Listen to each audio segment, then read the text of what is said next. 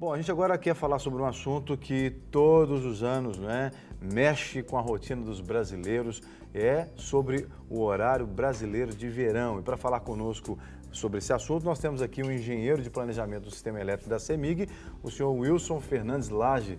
Bom dia, tudo bem, senhor Wilson? Muito bom Seja dia, bem-vindo, seja viu? bem-vindo. Um cafezinho, Obrigado. água. Fique à vontade, Fique à viu? vontade. Olha, vale lembrar que o horário brasileiro de verão começa no próximo, à meia-noite de domingo, desse domingo agora, né? E nós queremos entender melhor o porquê da adoção deste horário e qual é a época certa determinada do ano para que aconteça, não é? E quais são os benefícios que nós podemos ter a partir dessa mudança e como funciona. Bom, essa é uma mudança de rotina, Wilson, que tem gente que gosta, tem gente que não gosta, mas é importante, né? Ela é importante, ela traz muitos benefícios, tanto para o sistema elétrico quanto para o consumidor em geral. E não é só no Brasil, parte do mundo adota essas alguns medidas. só estados, né, que não no Brasil, aderem, né? No Brasil, só na região sudeste e sul, né, e alguns da centro-oeste. Está fora o nordeste e a região norte. No mundo, em torno de 85 países adotam horário de verão. Uau! Desde quando que começou a ter esse horário de verão?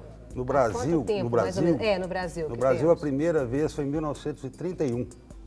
Uau! Aí entre 1931 e 1968, aí aconteceram 11 edições.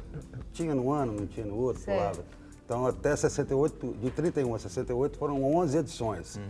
E aí a partir de 85 até hoje, né?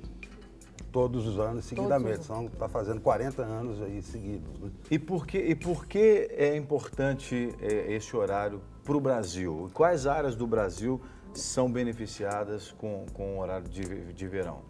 Bom, o objetivo principal do horário de verão é reduzir a demanda máxima do sistema elétrico. O pico de carga que acontece diariamente entre 18 e 22 horas. O consumo? Exatamente. Aquele momento que acontece o consumo maior, ele reduz esse consumo. Tá. Antes do senhor continuar explicando, a nossa diretora me informou que nós temos aqui um vídeo que vai trazer mais informações e a gente pode trabalhar em cima desse vídeo que a gente vai assistir. Ok. Vamos conferir.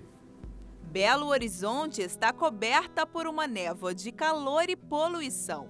Esta semana, os termômetros registraram as 3 maiores temperaturas do ano na capital.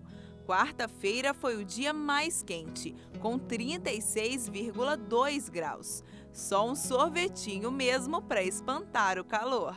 Exatamente. Tá muito quente, tá insuportável, ninguém mais aguenta. Nesse período, vale tudo para se refrescar. E a principal dica é... Hidratar, hidratar, hidratar, hidratar. Muita água, né? Sorvetinho de vez em quando ajuda. Tomar um sorvetinho, bastante água. A gente pode nadar aí no clube. Você não pode ficar no ar-condicionado o tempo todo. Não pode ficar diante de um ventilador o tempo todo. Né? Esperar a hora da chuva para melhorar o tempo, né? Mas a chuva não deve chegar tão cedo. BH já está em estado de alerta por causa da baixa umidade do ar, que chegou a atingir 12% no domingo, nível muito abaixo do recomendado pela Organização Mundial da Saúde, que é de 30%. E esse é só um dos problemas. Nós estamos vivendo hoje uma temperatura, nessa época, uma temperatura irregular, né? Uma temperatura muito alta, com um índice de umidade relativa do ar muito baixo. Isso favorece a permanência na atmosfera da poluição e, consequentemente, pode causar uma série de efeitos negativos à saúde do ser humano. Problemas esses que podem ser evitados. As principais alterações que podem acontecer são alterações nas vias respiratórias, principalmente vias aéreas superiores, por um somatório de efeitos negativos, entre eles o ressecamento das mucosas.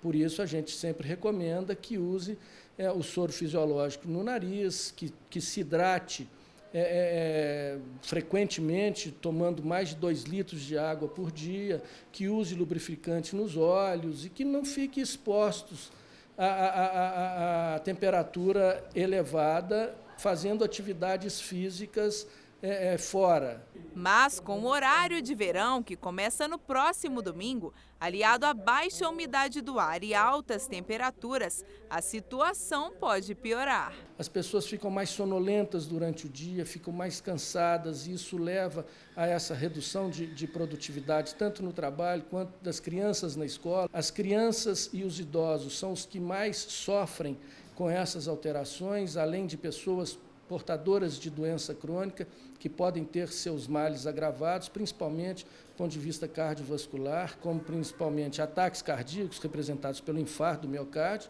e por acidentes vasculares encefálicos. Para evitar esses problemas e se adaptar melhor ao horário de verão, o médico tem algumas dicas. O que a gente recomenda é que a pessoa se prepare para esse horário de verão, deitando mais cedo nos dias que antecedem o horário de verão, para que quando chegar na data ele já estar mais adaptado e fazendo com que o sono seja melhor. Quer dizer, a pessoa deve dormir num ambiente mais tranquilo, mais silencioso, mais escuro, que possa ter uma temperatura adequada. Então, a gente deve usar umidificadores nos ambientes onde estamos. Ou então uma toalha molhada no ambiente. Alimentar-se de alimentos mais leves, não muito calóricos, principalmente à noite. A gente recomenda que as refeições sejam refeições à base de verduras, legumes, frutas e, principalmente na hora de deitar,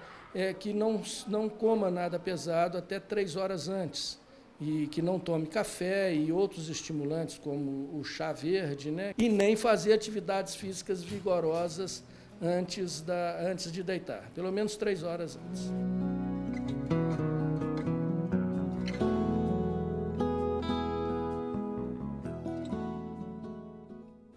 Muito bem, então a gente viu aí boas dicas, né, para que você passe pelo horário brasileiro de verão sem muito sofrimento, né? Apesar que tem muita gente que sofre muito. Tem gente que o horário brasileiro de verão é ame-o ou odeio, né? Mas o senhor estava falando com a gente então sobre o porquê disso, né? E os benefícios nas respectivas áreas. Então, o principal benefício com essa redução de demanda que acontece no horário de pico, o principal benefício é aumentar a segurança do sistema elétrico. Fica mais imune a ter apagões, blackouts acontecerem nesse período. Como o sistema está trabalhando de uma forma mais folgada, ele fica mais robusto e mais seguro. Isso é o principal motivador. O senhor trabalha na Companhia de Energia de Minas, e o horário que é mais exigido vamos dizer assim, dos equipamentos de fornecimento de energia seria de meio-dia às 6 da tarde? Ou não, seria de 17 às 22 horas. Ah, sim. Que é o horário que a gente chama de horário de pico, onde acontecem os carregamentos máximos. Entendi. Então essa redução é nesse período. E o horário de verão ele só afeta a carga de iluminação, né? Então, como as pessoas vão estar acordando mais cedo e chegando em casa mais cedo, chega em casa ainda com a luz natural. Então, aquela hora que ela acordou mais cedo vai aparecer como uma hora a mais de iluminação natural ao final do dia.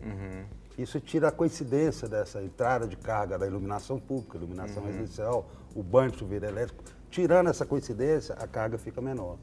E a carga ficando menor, o sistema fica mais seguro, com menos chance de acontecer apagões, por exemplo. Acontece economia mesmo da energia? Acontece economia mesmo. Qual seria mesmo. o percentual? Em Minas Gerais, a gente tem uma redução, nesse momento de pico, de 4%. Uau! Isso significa 350 megawatts. É como se diariamente eu desligasse 15% de toda a região metropolitana. Para economizar. É a folga que eu vou ter no sistema. Isso só 1 hora de diferença. Só com essa hora de diferença. A economia de energia que é feita no horário de verão, em Minas Gerais, ela é suficiente para abastecer Belo Horizonte durante 9 dias. Uau! Então, é um montante considerável. Sim. E essa energia, a energia que foi economizada significa uma água que foi economizada no reservatório para o ano que vem, que dependendo da estação... Os principais sistemas de abastecimento nossos são hidroelétricos, né? São hidráulicos de água, né? E a gente está tendo muita térmica ligada no sistema nos dias de hoje, exatamente por causa dessa falta d'água. Em Minas nós temos uma aqui, no município de Joatuba, que é a térmica de Garapé, ela está funcionando direto e ela queima óleo. Então é uma térmica que traz um malefício ambiental. Claro. Né? Então, quando eu preciso de menos térmica, eu também estou contribuindo para o meio ambiente, porque eu estou evitando gerar em usinas térmicas. Né? A gente acaba ouvindo muitos questionamentos das pessoas e muitas aí eu queria que a importância até do senhor explicar. Muita gente fala assim, só que eu acordo mais cedo e eu vou acender a luz, eu vou usar tudo, só que mais cedo. Qual seria, às vezes, tanto esse benefício? Às vezes tem muita gente que não consegue entender. Tá, eu acordo mais cedo, porém, eu vou ligar, eu vou usar a energia, só mudei o horário. Mas, na verdade, não é Não é todo mundo que acorda assim, né? cedo, né? Então, na verdade, há realmente um pequeno aumento na parte da manhã, quando as pessoas estão acordando, e quem acorda muito cedo vai acender a luz, né? Só que esse momento da manhã o sistema está folgado, então esse pequeno aumento que tem de manhã não tem problema. Ele, no final do dia, no momento de pico, aparece a redução. O grande problema no fornecimento é quando você tem muita gente forçando o sistema no mesmo horário, né? Sim. É como se, por exemplo, dentro de casa, você tivesse 2 banheiros e todo mundo ligando os 2 chuveiros ao mesmo tempo, aí o seu relógio vai lá no alto. Às vezes o sistema da casa não está bem dimensionado, até cai o Cai relógio. a chave, exatamente. Liga aí, por causa disso. Houve uma sobrecarga no circuito que o sistema de proteção desligou. Agora, há alguns anos atrás, se não me falha a memória, foi na época do governo do FHC, havia uma preocupação muito grande com relação ao apagão.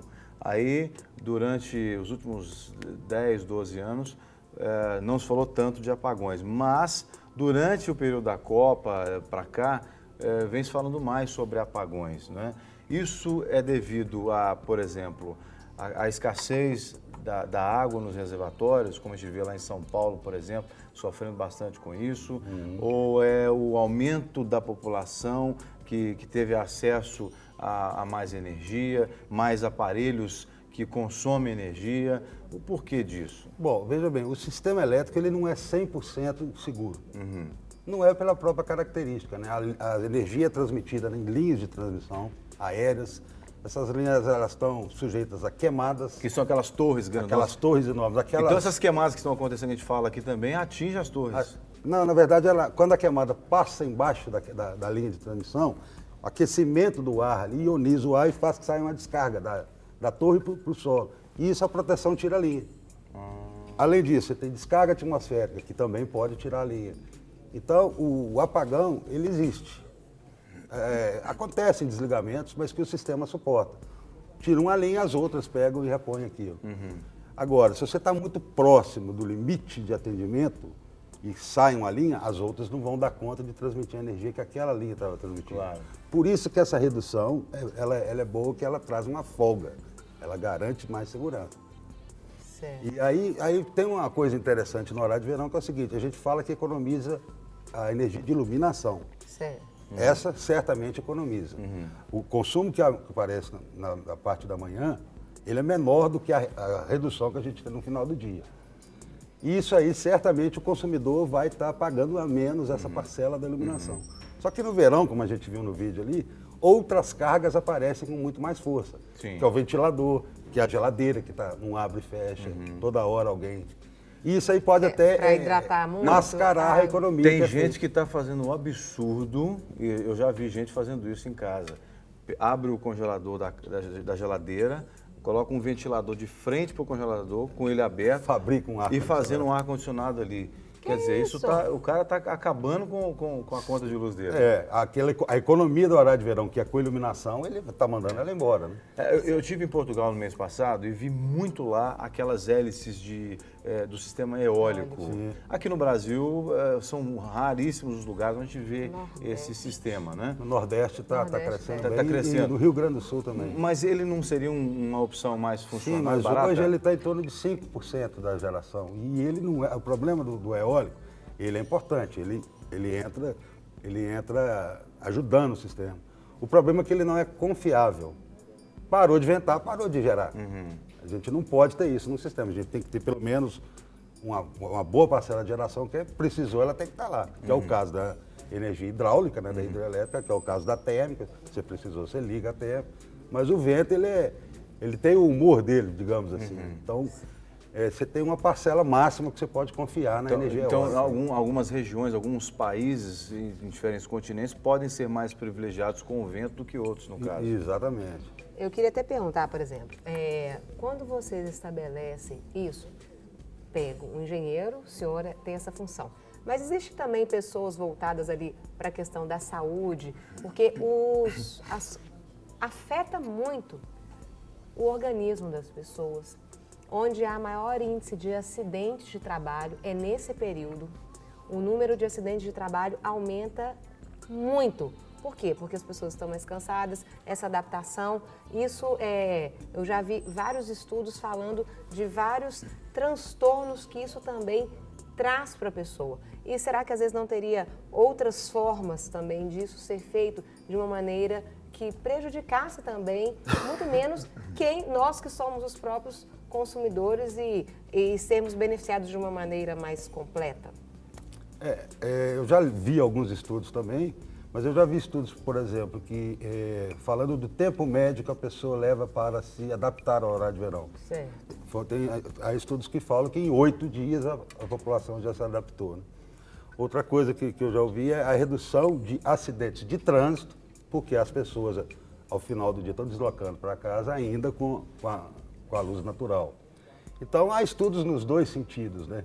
O aumento de segurança no final do dia, uma para o comerciante isso é uma beleza, porque ele sai e está com a luz, isso para o comerciante é bom, sim, horário de verão. Sim. Mas é porque o que preocupa às vezes é porque às vezes a gente pega só a questão técnica, né? E como engenheiro nessa parte elétrica, vai analisar a parte técnica mesmo. E se tem essa preocupação de analisar juntamente com pessoas também da área de saúde, porque isso a gente escuta muito de próprios médicos mesmo. Eu participei num debate no CREA com o Dr. Elias Murad, e ele é um ferrenho contrário contra o horário de verão, né? Por causa do ciclos circadianos, aquelas coisas que a pessoa tem que se adaptando.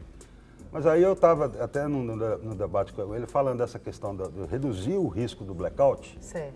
Aí ele, nesse momento, ele foi até um pouco a favor, que ele falou o seguinte: eu estava em Nova York, se não me engano, em 1965 ou 66, que aconteceu um grande blackout em Nova York. Ficaram uma semana desligados. Uau! O que aumentou de crime, de estupro, de coisas que... Imagina um blackout. Se estabeleceu. Imagina um blackout em Belo Horizonte às 7 horas da noite. Aí tem a questão de semáforos, tem a questão do roubo, tem a questão de elevadores, pessoas presas, tem a questão de hospitais. Todos os hospitais têm gerador, mas e se não funcionar o gerador?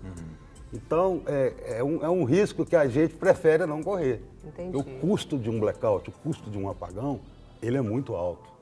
Ele é muito alto, a gente não consegue nem mensurar isso. Né? Quer dizer, o custo-benefício do horário de verão compensa aliviar todo o sofrimento que poderia acontecer com o blackout, né? Agora, o que a população, você como alguém que está lá dentro do sistema elétrico, né, analisando o fornecimento, o consumo do usuário e tal, o que o usuário pode fazer para se ajudar e, obviamente, ajudar o país nesse processo, já que no Brasil nós temos uma das energias mais caras do mundo, no caso, né? O que nós podemos fazer para tentar diminuir o custo e também contribuir para o sistema como um todo? Na verdade, quando o cidadão comum, quando o consumidor, ele está fazendo isso, ele está economizando o próprio bolso, no primeiro momento, o custo geral do setor elétrico e a sociedade de uma forma geral. Sim. Bom, aí são as dicas que valem para o dia a dia, não só no horário de verão. O horário de verão é uma medida que é adotada oficialmente, mas existem dicas que para serem seguidas durante todo o ano, né? Eu posso citar exemplos aqui, por exemplo, a chuveiro elétrico. Evitar banhos demorados, né? O banho demorado, você está gastando água e energia elétrica. O ideal é você ensaboar, desligar ou acaba puxando mais? Não, só da pessoa reduzir o tempo do banho e colocar a chave do chuveiro na posição correta, né? Agora, verão, a posição verão. Se estiver na posição inverno, a água. Tem gente que gosta de banho muito quente.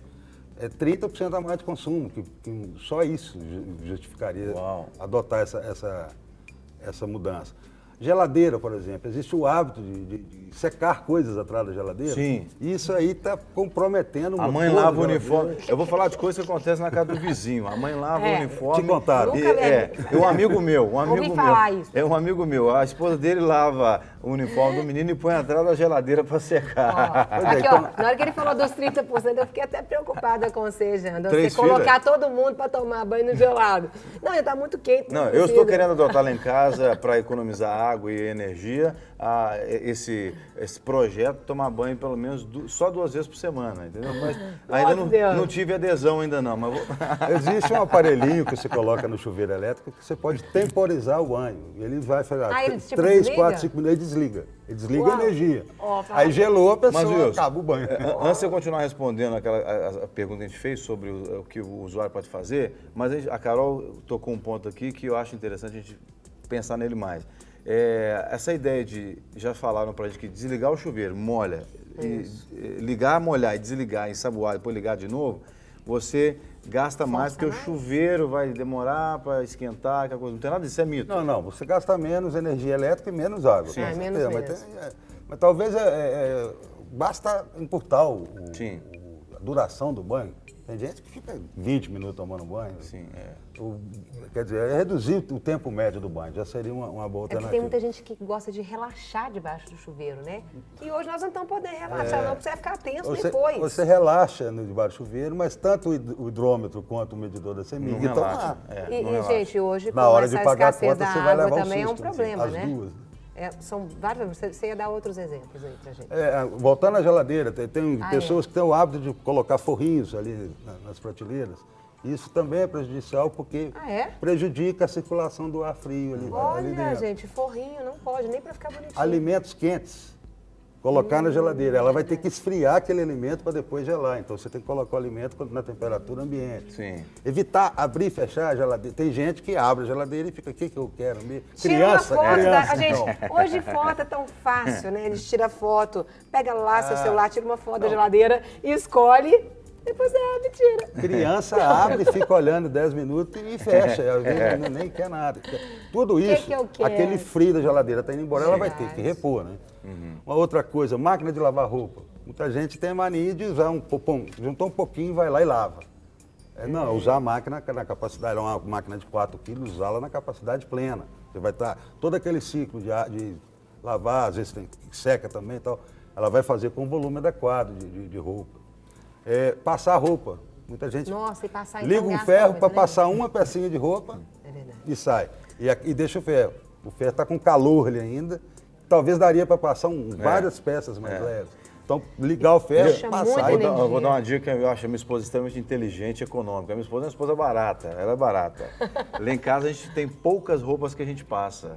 Camisas de malha, por exemplo, a Kate lava, põe para secar no cabide. Sim. É a mesma coisa que está passada. Isso mesmo, facilita muito pra gente, então, que é mulher. Super dica aqui de tudo um pouco, diretamente da casa da Kate. Isso mesmo.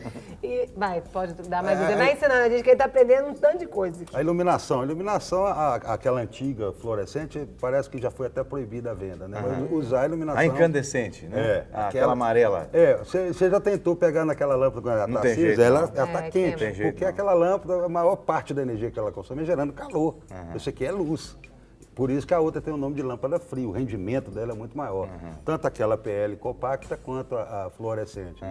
E uma mania que meu pai tem, a gente está na casa dele, ele sai apagando as luzes. O povo vai saindo... sai do ambiente e apagar a luz, porque o povo tem um hábito de deixar... O jovem, ele só sabe ligar, ele não... Não, e às vezes nem precisa de acender a lâmpada, tá claro para aquilo que você vai fazer, ainda dá para, a luz natural ainda dá para fazer, mas o vício vai lá e liga, não é? Exato. Quer dizer, isso é economia, por exemplo, só de lâmpadas sendo desligadas da maneira correta, isso representa o quê? Pelo menos uns 5% de economia? Uma hora seria 5%, que é o que eu te falei, que a economia do horário geral num dia de 24 horas você economiza muito. Então, veja bem, aí um hábito que a minha filha tem, ela tem uma televisão no quarto lá, que tem o timer para desligar, e ela nunca põe para desligar. Toda noite eu tenho que ir lá e desligar. E deixar também plugado na tomada, né? Esse também é um consumo. Isso porque é verdade? É verdade. Todos os aparelhos, isso é bom por 2 motivos, né? Todos os aparelhos, eles têm uma luzinha acesa O ali. stand-by. E uma parte de um circuito de stand-by, aquilo ali consome energia. É pouquinho, mas você pega a micro-ondas, a televisão, o aparelho de som. O aparelho de som, tudo videocassete, isso dá um videocassete consumo. não existe mais, Dá um não, é? consumo. DVD. Eu videocassete, de onde que eu tirei isso aqui? Tem gente que nem sabe o que é videocassete. Vulto DVD. É, quatro cabeças, hein? Mas então é o uso racional de energia, né? Porque tudo isso significa uma economia para o bolso, uma economia para o país, que vai ter que fazer menos obras para acompanhar esse crescimento da carga. Nunca se vendeu tanto eletrodoméstico, televisão, e tal. Hoje... Isso tudo vai agregando consumo. E o sistema elétrico tem que correr atrás, com obra, com novas usinas, com linhas. E isso tudo vira o quê? Tarifa a ser paga. E fica caro para o consumidor. Aí agora, nesse período de seca que nós estamos passando, tem um adicional aí, que é a questão dessa seca. Então a gente está com todas as térmicas do sistema ligadas, e isso também vai virar tarifa para o consumidor pagar esse consumo. Então quer dizer que quando a conta de luz do consumidor chegar ali, ele notar um valor maior, mas ele, se ele analisar, não necessariamente vai ser só o consumo. Pode ser outras coisas devido às queimadas e etc. Exatamente, também. tem um monte de coisa que pode Agora, estar fazendo. o senhor estava comentando, eu fiquei pensando, realmente, né? Hoje nas casas, às vezes cada quarto tem uma televisão. Hoje as pessoas não reúnem num ambiente, muitas vezes, para estar com a família. Cada um está no seu ambiente próprio e às vezes fazendo a mesma coisa. E com o aparelho ligado. E às vezes está lá na televisão, mas está lá no seu iPhone. Está ligado, mas você não está vendo nada que está acontecendo. Mas... Então, às vezes, está no mesmo canal. Aqui, lá. Exatamente. A gente nota isso com muita precisão em jogo do Brasil na Copa do Mundo. Então?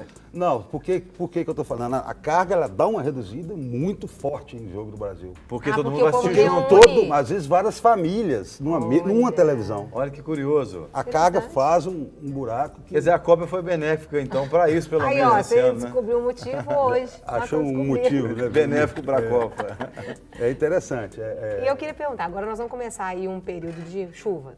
Né? A partir de semana que vem já começam a chegar as chuvas aí. E estamos preparados aí, porque às vezes aquelas chuvas muito fortes acontecem muitas quedas de energia. Nós estamos preparados para isso também? Porque preparados. São os extremos, né? O excesso e agora na chuva também. Estamos preparados. A CEMIG tem um sistema de alerta meteorológico. A gente tem um meteorologista lá de plantão na época da chuva. Ele 24 horas ele está monitorando o sistema.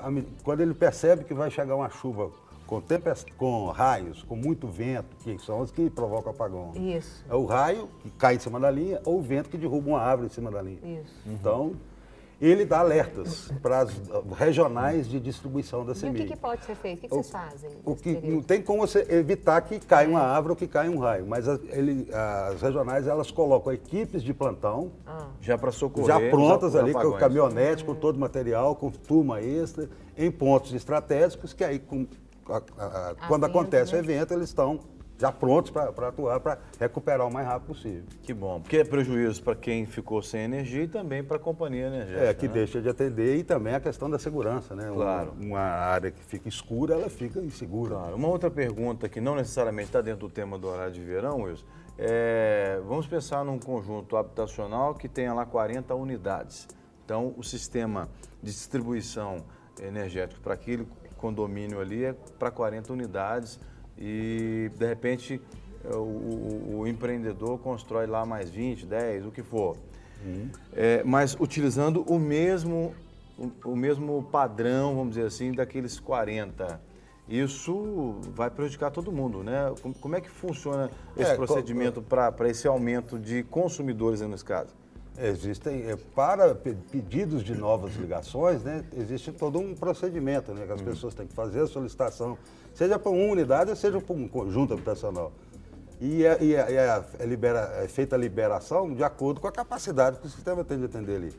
Se cabe 20, você põe 40, se, por exemplo, o transformador que atende aquela região está com folga, não vai ter problema, mas se ele está no limite, das duas, ou não se autoriza aquela ligação, e se ligar vai dar sobrecarga no sistema, ou se faz a troca do equipamento que está atendendo aquela região.